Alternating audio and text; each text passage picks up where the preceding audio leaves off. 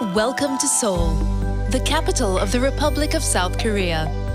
For decades, the city known as the Miracle of the Han kept its head down, barely raising a ripple as the country rebuilt in the decades following the Korean War.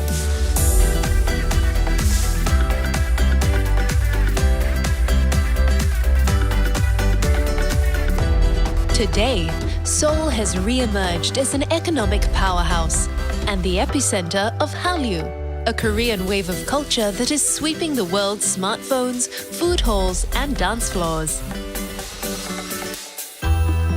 But Seoul wasn't always so outgoing. In the 14th century, a 12-mile fortress wall encircled Korea's ancient capital. Its gates closed each night to keep marauding Siberian tigers and invaders at bay. Since then, the city has spilled out far beyond and above its great city gates and guardian mountains. 21st century Seoul is a city where glass and steel towers and the ancient curves of palace roofs coexist. It's a city where the brushstrokes of the past and contemporary public art tell stories of tradition and inspiration.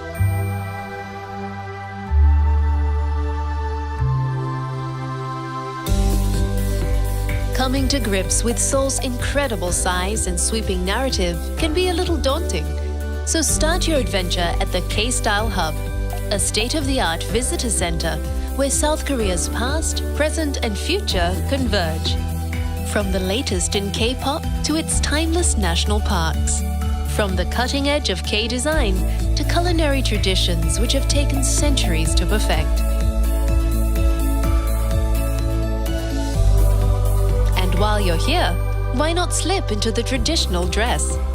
Dressing up hanbok style doesn't just put you in touch with Korea's proud past, it also gives you free admission into many of Seoul's most revered historic places. At the head of Gwanghwamun Square sits the gleaming statue of Sejong the Great, the 15th century Joseon dynasty king whose reign oversaw a golden age of literature, science, and technology. The great leader sits before the grandest of Seoul's 5 royal palaces, Gyeongbokgung, the Palace of Shining Happiness, a residence of Joseon dynasty rulers. From the late 1300s until 1910, the palace has endured fires, invasion, and wars. Wander through the palace's ornate gates, pavilions, halls, and throne room, which, in accordance with Confucian principles, are perfectly balanced by the simplicity of the pine-covered mountain backdrop. Take a short bus or subway ride to the east to explore the adjoining palaces of Changdeokgung and Changgyeonggung, which are separated by a simple stone wall. In the tranquil confines of Changdeokgung's secret garden, sit for a while by the pond, where kings once paused from royal duties and dramas to write poetry beneath the ginkgo, walnut, and plum trees.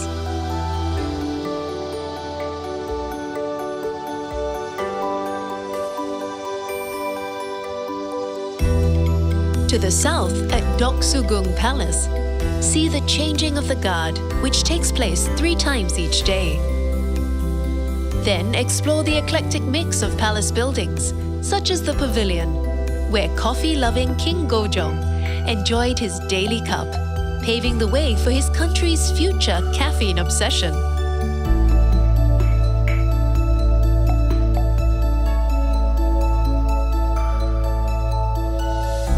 Just to the west is the last of Seoul's great palaces, Gyeonghee-gung, a royal refuge in times of unrest.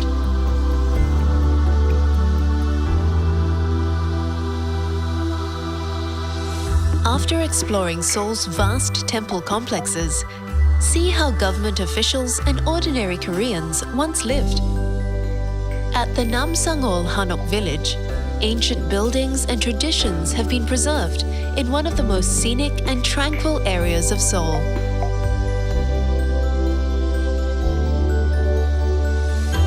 To see how how Seoul's citizens furnished their homes. Visit the Korea Furniture Museum in Songbuk-gu. Here, over 2,000 exquisite pieces of practical craftsmanship are displayed within 10 traditional houses.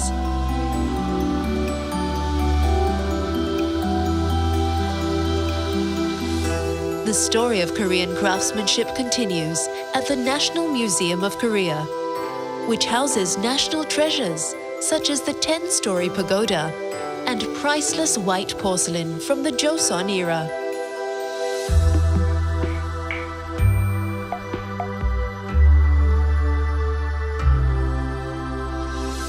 But it's in Seoul's busy streets where the past and present really rub shoulders, and where the two Korean loves of shopping and food go hand in hand. Close to Seoul's Great South Gate, step into Korea's largest marketplace, Namdaemun Market, where locals have been bargaining hard for over 600 years.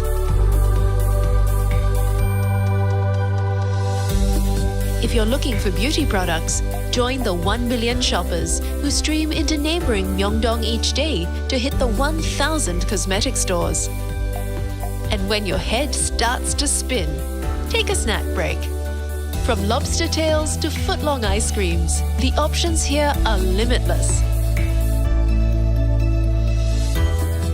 A few blocks north is Insadong, where you can disappear for days amid the labyrinth of antique, curio, and craft stalls.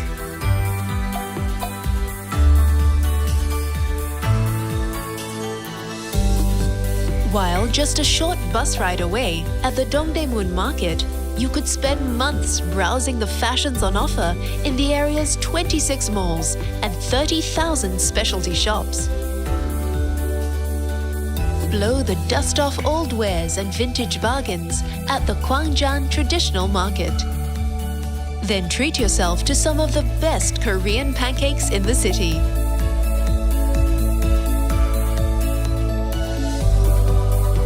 If you're a seafood lover, cross the river to the futuristic Noryangjin Fish Market, where the skillful vendors at 700 stalls sell, slice, and cook every kind of seafood imaginable.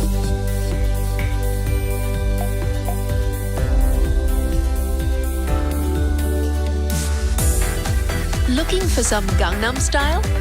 Head just upriver to the Samsung-dong, whose exclusive boutiques and wide boulevards have made it the Beverly Hills of Seoul. But it's not all bling in Gangnam. You'll find plenty of bliss here too. Pass through the Gate of Truth and spend a few hours in the wooded surrounds of the Bong-eun-sa Buddhist Temple, a peaceful antidote to the fierce pace of Seoul's shopping.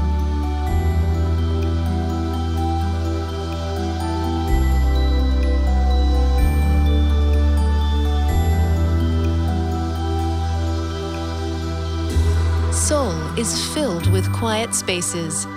Also in Gangnam, stroll past the stadiums and museums of the 24th Summer Olympics at Olympic Park.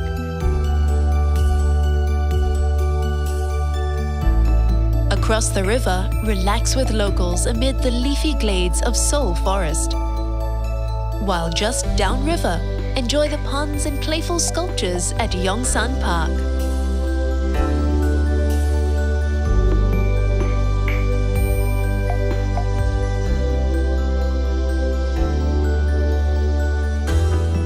Namsan is one of Seoul's guardian mountains, marking the southern limit of the ancient capital.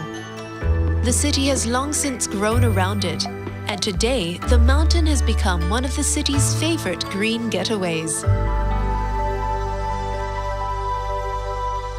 At Namsan Botanical Garden, follow the winding paths through fields of wild flowers and pine forests. Then hike or take the cable car to the peak, and take in the sweeping views from the old city walls or from Seoul's iconic tower.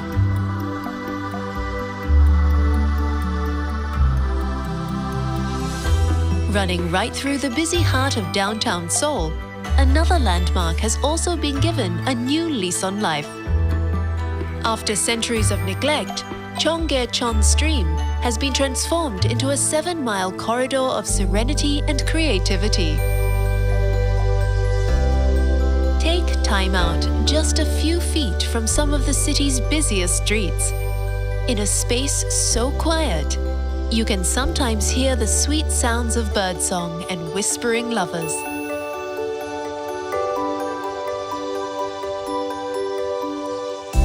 Leave the bright lights and noise of the city even further behind, amid granite-studded peaks of Bukhansan National Park.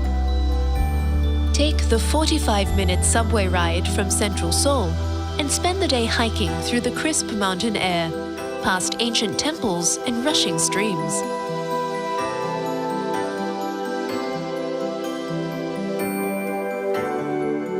Just 55 miles from Seoul is another day trip which will give you pause for deep reflection. The truce village of Panmunjom. After 3 years of brutal warfare, it was here in 1953 where the armistice was signed between North and South Korea. From the observation post, look out upon the eerie silence of the DMZ, the 2.5-mile-wide buffer zone that separates the two Koreas. Yet despite the tense atmosphere here, there is also a prevailing sense of hope.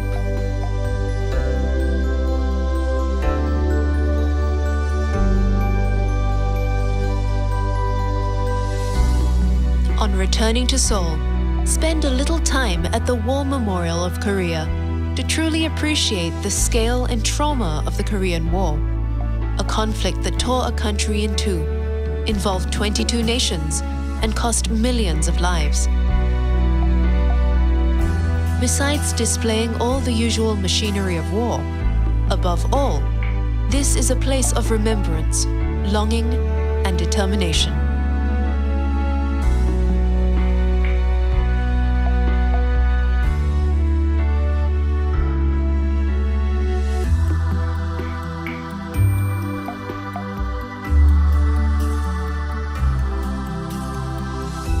When the sun gets low and the city lights up, locals gather on the banks of the Han to see the Banpo Bridge erupt in waves of water and light.